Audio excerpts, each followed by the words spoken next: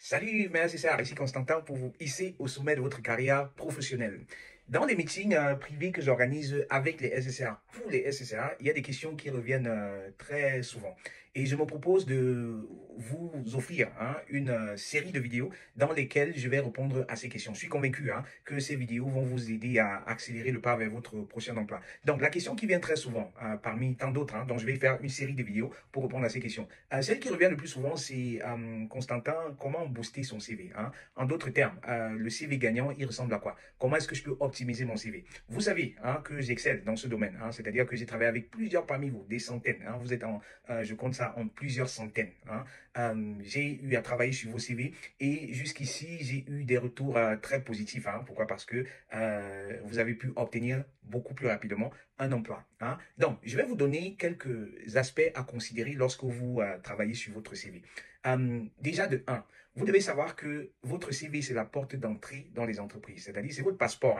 Généralement, c'est l'outil marketing par excellence pour pouvoir entrer dans les entreprises, pour pouvoir obtenir des invitations aux entretiens. Ça veut dire que vous devez prendre la peine de bien établir votre CV. Ce n'est pas un document que vous devriez négliger. Pourquoi? Parce que vous allez envoyer ce CV-là dans plusieurs entreprises. Et lorsqu'on considère le temps que vous investissez pour candidater, vous voulez mettre ce temps-là à profit. Raison pour laquelle vous devez, dès le début, prendre le temps qu'il faut ou alors investir ce qu'il faut pour avoir un CV gagnant. C'est comme ça que j'aime bien l'appeler, un CV gagnant. Donc, à quoi ressemble un CV gagnant? Le CV gagnant, c'est celui-là qui, généralement, va traverser les ATS, Application Tracking System. Ce sont des logiciels que les entreprises utilisent pour filtrer les candidatures. Parce que dites-vous que pour un poste donné, on peut avoir plus de 1000 candidats et il n'y a pas une personne dans une entreprise qui aura suffisamment de temps pour aller regarder tous les CV. Et même si il y avait quelqu'un qui devait regarder tous les CV, dites-vous que la personne ne va pas investir suffisamment de temps dans le CV, dans chaque CV qu'il va recevoir. Ça veut dire quoi? Il y a des faux pas que vous devez éviter. Les premiers faux pas, le nombre de pages que vous avez sur votre CV. Je vois des CV, il n'y a pas longtemps, je recevais un CV avec 12 pages, où je me dis, c'était quelqu'un dans l'IT qui a fait tellement de projets et tout, où je me dis, écoute, tu penses que qui va lire dans tes 15 pages? C'est pas possible, c'est tout simplement pas possible. Donc, ne sois pas surpris que tu sois toujours rejeté et que tu reçoives des refus. Et puis, il me contacte justement parce qu'il n'en pouvait plus, il était fatigué des refus. Et donc, moi, je lui dis, écoute, ce ne sera pas chose facile, mais tu peux compter sur moi pour réduire tes 15 pages en 2 pages. Ça veut dire quoi? Comptez, maximiser sur la concision de votre CV. Mais dire être concis ne veut pas dire que on ne comprend plus ce que vous dites.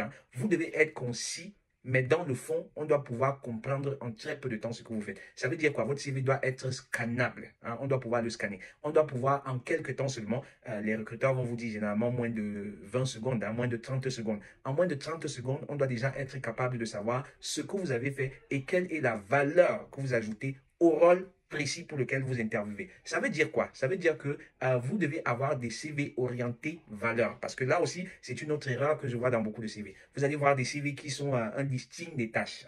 Et j'ai envie de vous dire, les amis, rien qu'avec votre titre, on connaît les tâches qui se cachent derrière. Je vais prendre mon cas.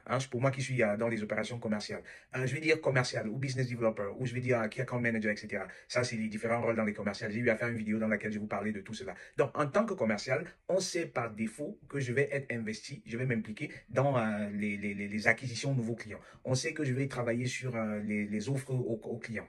On sait que je vais travailler sur du closing. On sait que je vais aller dans des conférences pour pouvoir avoir pour avoir des nouveaux clients. Donc, on sait également que je vais travailler sur mon pipeline, sur CRM, etc. et que j'ai besoin d'une bonne hygiène de pipeline. OK, donc, est-ce que j'ai besoin dans mon CV de redonner toutes ces informations lorsque, avec le titre, on sait déjà ce que je fais? Pareil avec data analyst ou business analyst ou bien chef de projet.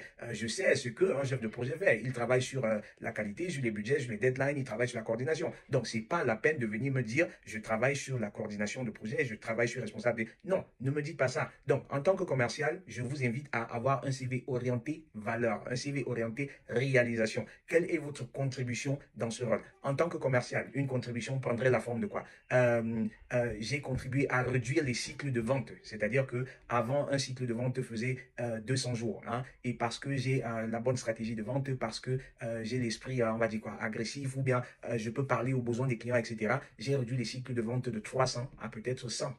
Parce que en réduisant les cycles de vente, l'argent, le cash entre beaucoup plus vite dans l'entreprise. Donc ça, c'est une valeur pour l'entreprise. Dites-moi par exemple, j'ai augmenté le nombre de MQL, bref, Marketing Qualified Leads to Sales Qualified qualified leads. Hein. Donc, j'ai augmenté le nombre parce que je suis très agressif hein, dans la génération des leads. Par exemple, dites-moi, grâce à mon hygiène de pipeline, hein, de CRM, on est capable de prédire avec précision quels sont les chiffres d'affaires qu'on va faire sur un trimestre, sur un semestre, sur une année. Hein. Donc, venez avec des valeurs comme ça parce que c'est les valeurs que les entreprises cherchent. Ce ne sont pas les tâches. Hein. Et c'est dans ce sens-là que j'excelle parce que je sais très bien, hein, pour avoir été recruteur moi-même, je sais ce que les entreprises recherchent, je sais comment impressionner les entreprises, je sais comment les séduire pour pouvoir être invité à des entretiens d'embauche. Et fort heureusement, jusqu'ici, les personnes avec qui j'ai travaillé, les personnes pour qui j'ai refait optimiser les CV, ces personnes étaient impressionnées. Donc, je vous invite à écouter, restez avec moi, on va écouter un voice que j'ai reçu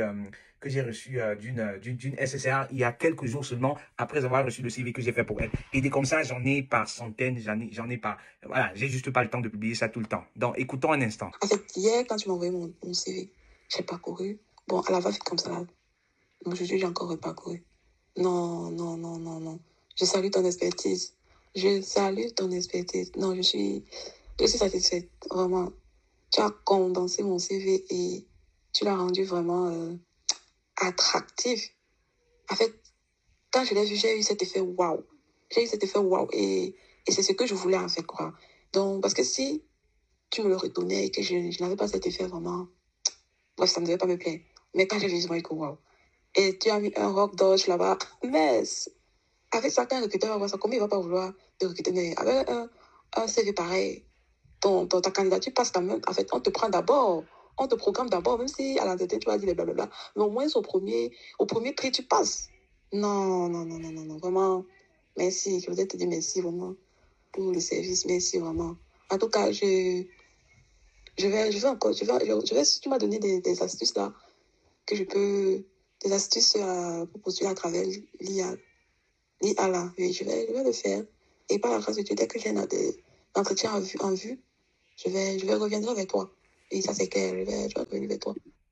Super. Donc, c'est juste un extrait, hein, c'est juste un extrait pour que vous ayez une idée hein, de ce à quoi un retour d'expérience peut ressembler. Et je ne me contente pas juste de faire des CV gagnants pour les SSA. Je leur propose également, parce que je connais plutôt très bien le marché de l'emploi, hein, je leur propose aussi généralement le top 3, le top 5 des rôles qui matcheraient le mieux avec eux. Parce que le tout, c'est, je vais dire, je constate malheureusement beaucoup de personnes qui candidatent pour des rôles pour lesquels, qui postulent pour des rôles pour lesquels ils n'ont pas le meilleur profil. Hein. Et après, il ne faut pas s'étonner. Hein, faut pas s'étonner qu'on reçoive des refus. Donc, l'idée, c'est déjà de faire le bon choix des rôles qui seraient adaptés à votre profil.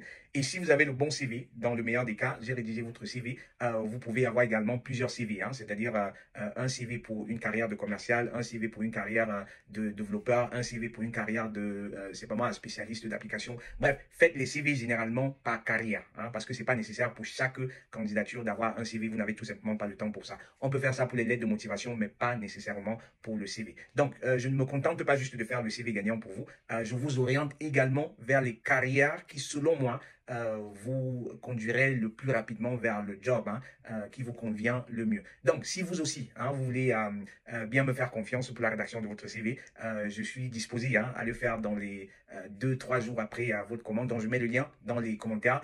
Cliquez sur le lien et puis, généralement, 2 jours après, hein, je peux déjà vous livrer votre nouveau CV et partager les astuces nécessaires qui vont vous permettre d'avoir le plus d'invitations aux interviews avec le moins de stress possible. Hein. Donc, cliquez le lien, dites-moi en commentaire ce que vous pensez, qu'est-ce que vous pensez du CV gagnant, à quoi est-ce qu'il devrait ressembler et lançons la discussion. Cela peut profiter à plus d'une personne. C'était Constantin pour vous hisser au sommet de votre carrière professionnelle. Portez-vous très bien et à très vite. Ciao.